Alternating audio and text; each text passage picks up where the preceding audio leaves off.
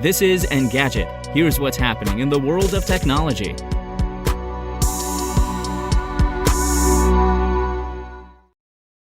It's Friday, January 13th, 2023.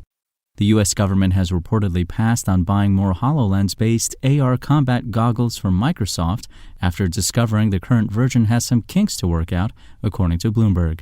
So, instead of ordering more of the current model, the government approved $40 million for Microsoft to develop a new version.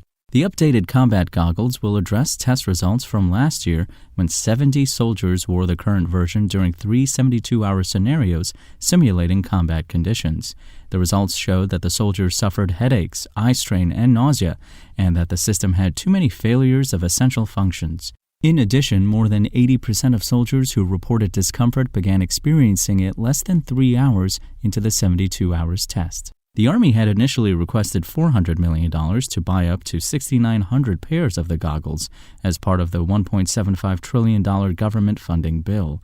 Instead, Congress approved $40 million from that sum to develop the new version.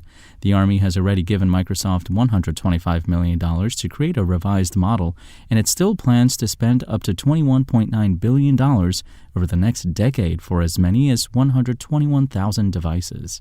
The Department of Defense contract has significantly boosted Microsoft's ability to profit from its AR device. Before working with the DoD, the company had marketed the headset for enterprise manufacturing, training, and other industrial purposes. Although Microsoft has hinted at an eventual consumer version of HoloLens, the company hasn't yet announced any specifics, and its plans are hazier after the company has reportedly struggled to form a coherent strategy for its headset. And Instacart will pay workers $5.1 million as part of a settlement after it allegedly failed to provide some benefits, as the San Francisco Chronicle reports.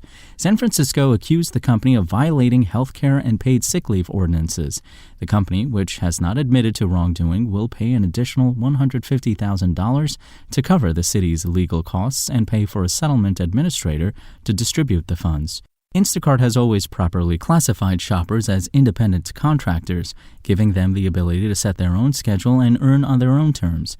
Instacart said in a statement, "We remain committed to continuing to serve customers across San Francisco while also protecting access to the flexible earnings opportunities Instacart shoppers consistently say they want." People who worked as independent contractors for Instacart in the city between February 2017 and December 2020 are eligible for payments based on how many hours they worked. San Francisco estimates that between 6,000 and 7,000 people are affected by the settlement. The city and Instacart previously reached a similar settlement that covered an earlier time period. San Francisco has settled a benefits-related case with DoorDash, too. After December 15, 2020, Instacart workers were subject to Proposition 22, which afforded them some benefits without the company having to define them as employees. An Alameda County Superior Court judge ruled in 2021 that the measure was unconstitutional, but it remains in force while Instacart, DoorDash, Uber, Lyft, and other gig companies who bankrolled Prop 22 appeal the decision. Another suit, filed by San Francisco, Los Angeles, and San Diego, claims that Uber and Lyft drivers should have been classed as workers until Prop 22 passed. If you want to catch the latest tech news as it's happening, check out Engadget.com or tune in again every weekday.